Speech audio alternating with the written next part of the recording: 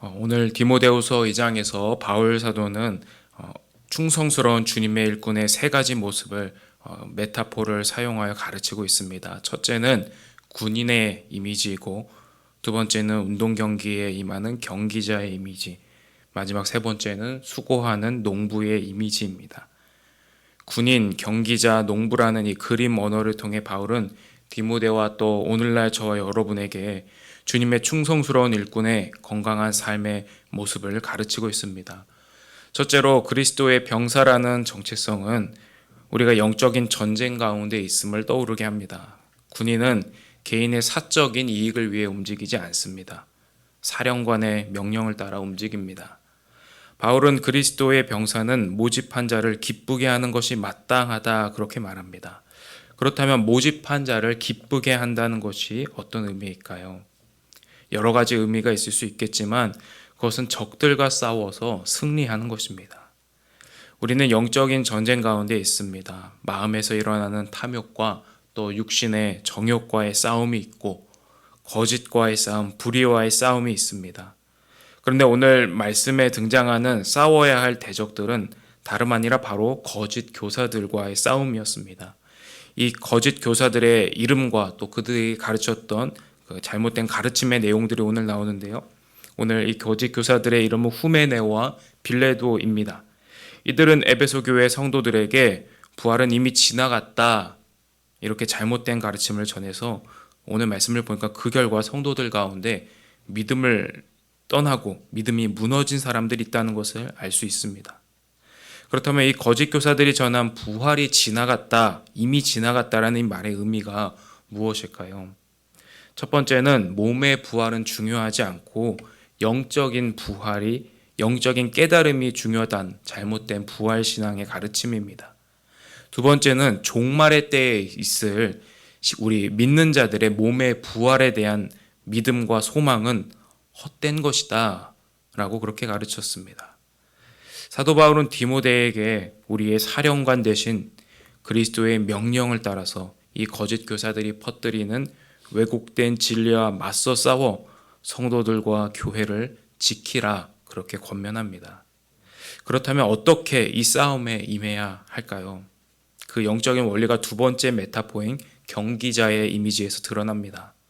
바울은 디모데에게 경기자라는 이 그림 언어를 사용하면서 특별히 이 경기자의 특징 가운데에서 규칙과 법을 지켜 영광스러운 승리를 얻을 수 있음을 말합니다. 우리는 악으로 악을 갚아서 이기는 것이 아닙니다. 선으로 악을 이기는 이 싸움에 임해야 합니다. 그러기 위해서는 우리에게 원칙이 필요합니다. 오늘 말씀에서 발견하는 하나님이 정하신 원칙은 크게 세 가지입니다. 불의하지 않고 거룩하며 절제하는 것입니다. 오늘 말씀 19절에서 바울은 주의 이름을 부르는 자마다 불의에서 떠날지어다 말합니다. 또 이어서 그릇의 비유를 들며 깨끗하고 거룩한 그릇으로 하나님께 쓰임 받으라 말합니다. 마지막으로 어리석은 말다툼하는 논쟁하는 일을 버리고 그렇게 말하며 절제의 원칙을 가르칩니다. 따라서 교회 안에서 하나님의 충성된 일꾼들은 자기 식대로 생각하고 판단하는 모든 것을 중지해야 합니다. 그리고 하나님의 정하신 원칙을 기억하고 그것을 우리의 기준으로 삼아야 합니다. 그리스도인은 어떤 경우에도 불의를 미워하고 자신의 거룩함을 위해 깨어 있어야 하며 하나님이 주신 기회를 놓치지 않도록 절제하는 믿음에 거해야 합니다.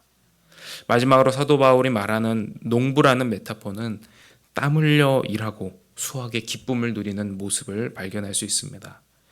이것이 우리의 신앙생활에서 어떻게 드러날까요? 오늘 말씀에서 바울은 그 구체적인 행동으로 먼저는 온유한 마음으로 형제 자매들을 가르칠 것을 권면합니다. 디모데는 교회의 리더였기 때문에 하나님의 말씀을 바르게 전하고 가르쳐야 할 책임을 가진 사람입니다. 마찬가지로 우리 그리스도인들은 교회의 다른 지체들에게 그리스도인답게 사는 것이 무엇인가를 말해주고 또 거룩한 삶을 향해 살아가도록 서로가 서로에게 힘이 되어야 합니다. 그런데 그럴 때 항상 놓치지 말아야 할 것이 무엇이냐면은 상대방을 향한 온유한 마음입니다. 이 온유하다는 것은 무엇일까요? 그것은 상대의 반응에 내 마음과 생각, 또 감정이 흔들리거나 조급해하거나 실망하지 않는 것입니다.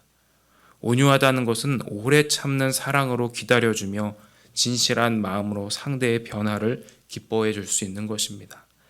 사랑하는 여러분, 오늘 저와 여러분에게 사도 바울이 가르치는 이 세 가지 정체성, 군인, 경기자, 농부의 마음을 가지고 오늘도 하나님의 영광을 위해 살아가실 수 있기를 축복합니다.